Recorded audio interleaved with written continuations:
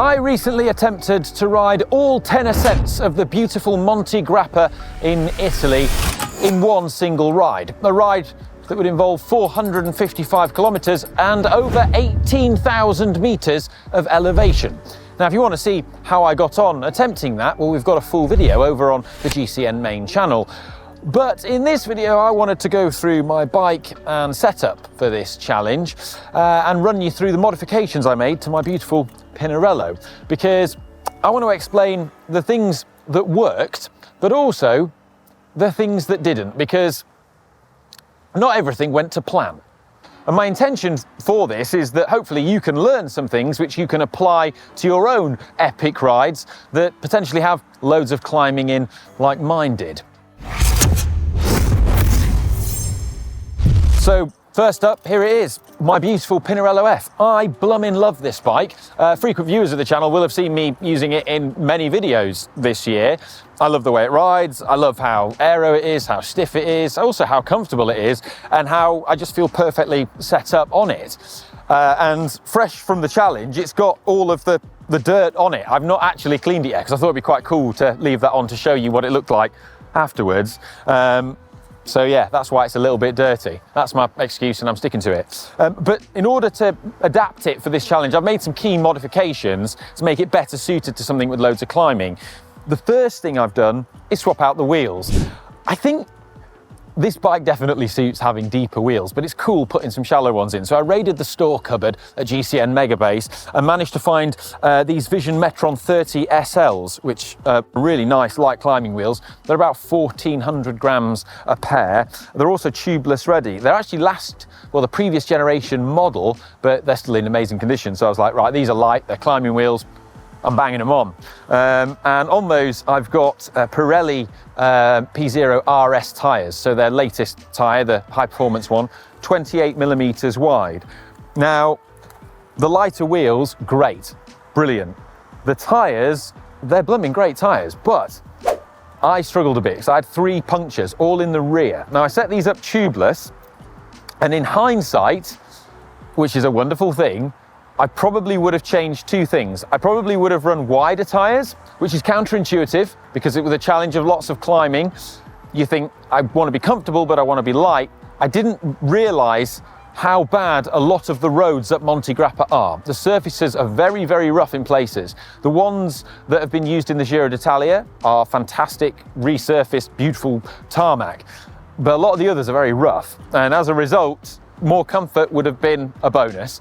So I probably would have run 30s or maybe even 32s, despite the extra weight. In hindsight, I probably would have gone for something with more punch protection in the rear. The front, I mean, the front is immaculate. It's still set up tubeless.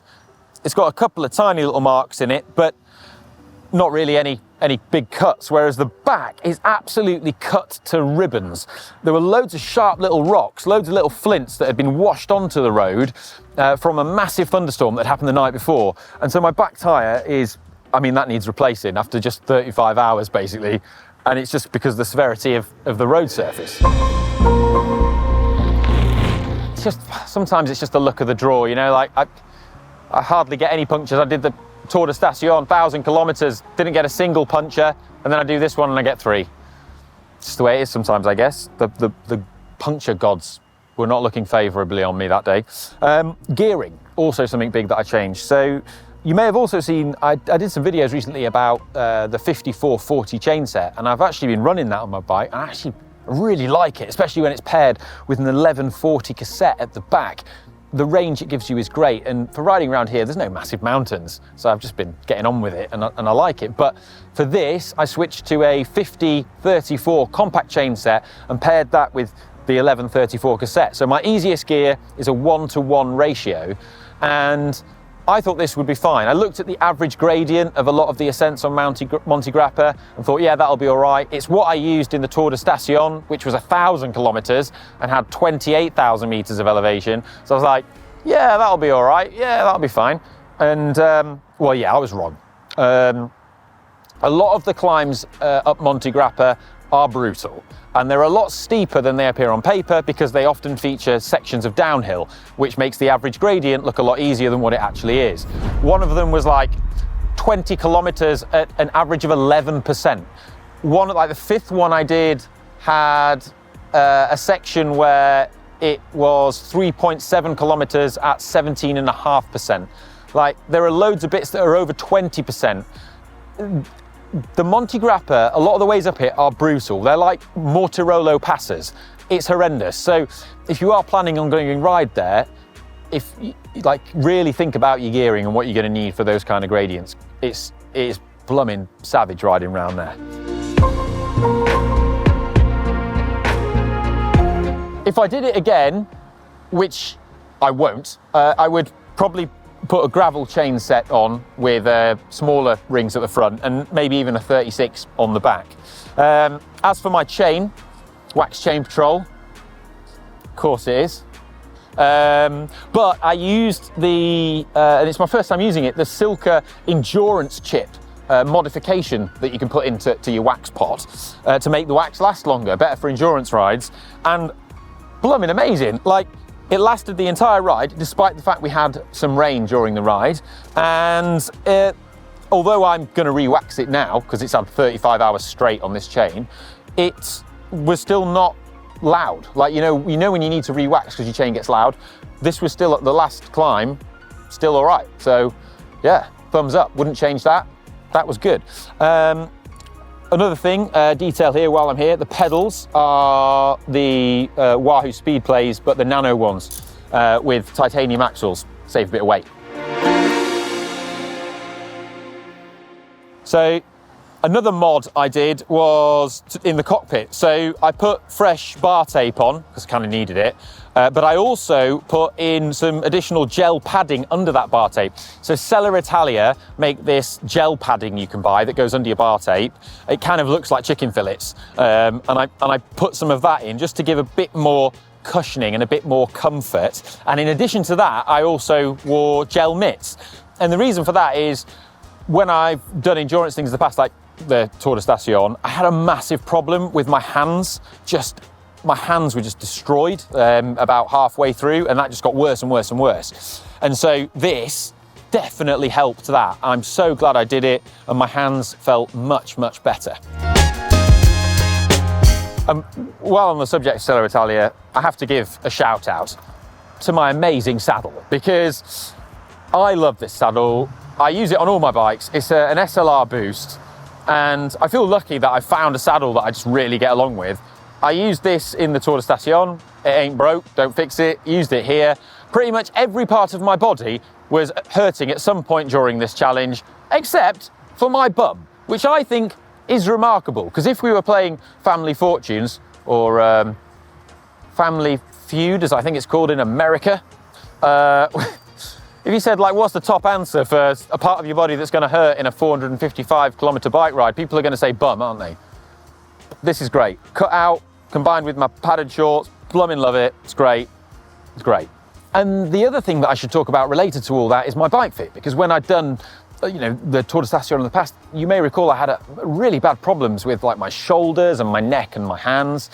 And that was related to my fit. So this year, at the start of this year, I went and had a fit, and I came out with this specific size, which was a size bigger than what I've ridden in the past, and had it all tweaked for it. And well, the results of that were really good. Like, my hands and shoulders and neck were in a much better place at the end of this ride compared to what they had been before. And yeah, I really love the position on this bike.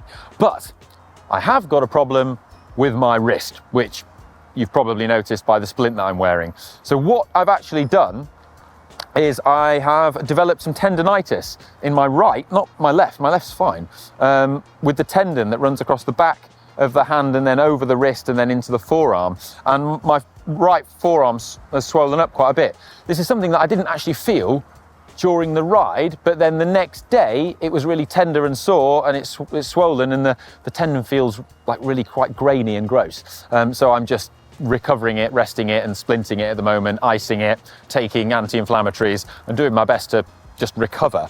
But I was trying to think why this has happened to my right wrist and not my left. And I think there's a couple of little things that I did that I will hopefully learn from and not do in the future. So the first thing was that when it got to night, we placed a secondary light here. Now, I've put on a different out front mount at the front, and I had an underslung main light, but always like to have a backup. I put a second light here. And so when I'm resting my hands on the tops, it meant I couldn't rest this right hand in the same way. So I had to like shift that one along, and it puts my wrist at a funny angle. I can actually feel the tendon when I do that.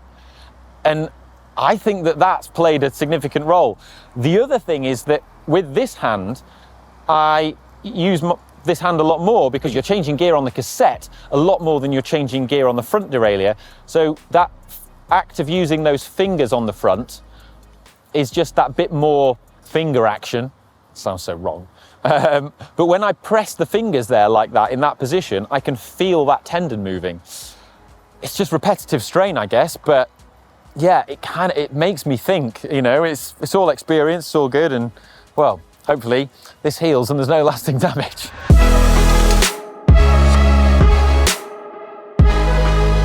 So other bits that I've got on here, the Topeak Elementa saddle pack. Blummin' love this bit of tech, it's great.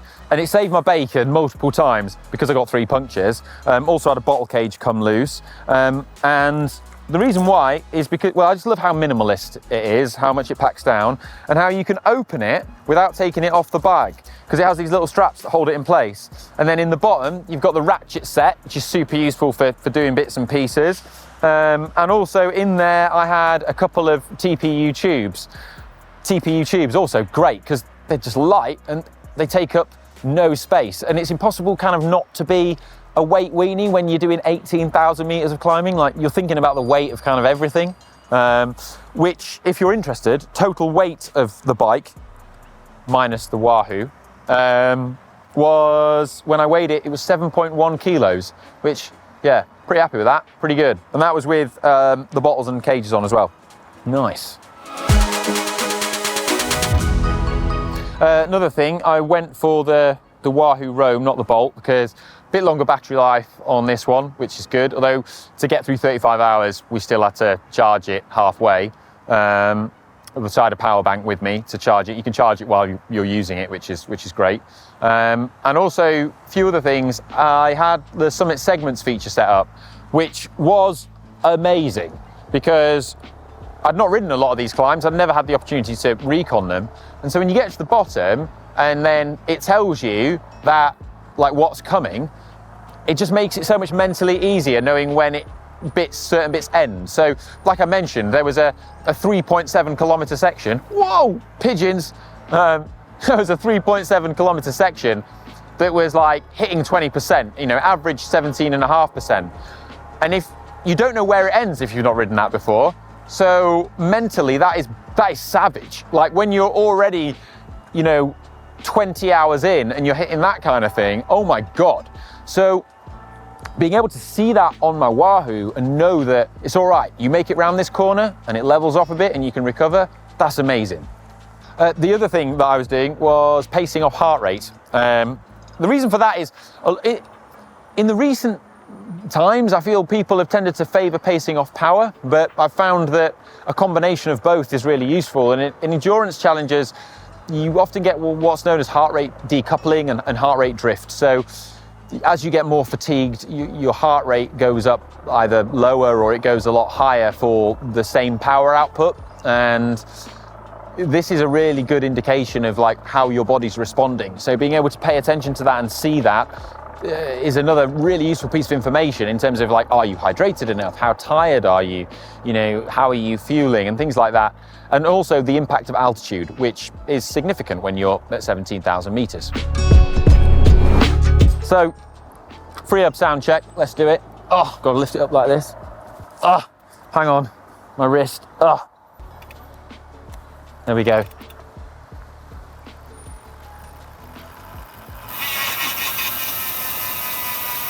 Nice wheels these. Rate it. It was really nice on the ride actually, being supported by, you know, Hank and Alex. It meant that they could carry a lot of the things for me. So, you know, I didn't have to carry all the food I needed. I didn't need to carry, you know, all the water. I could refuel, get clothes and things, and that was amazing. And to be honest, without their support, I wouldn't have been able to finish this challenge. So massive thanks to them. If you found this useful and you feel you've learned things which you can apply to your own endurance rides, please give it a thumbs up and subscribe if you haven't already. Your support really matters to the channel and helps us do crazy challenges and things like this, which hopefully you find interesting and entertaining.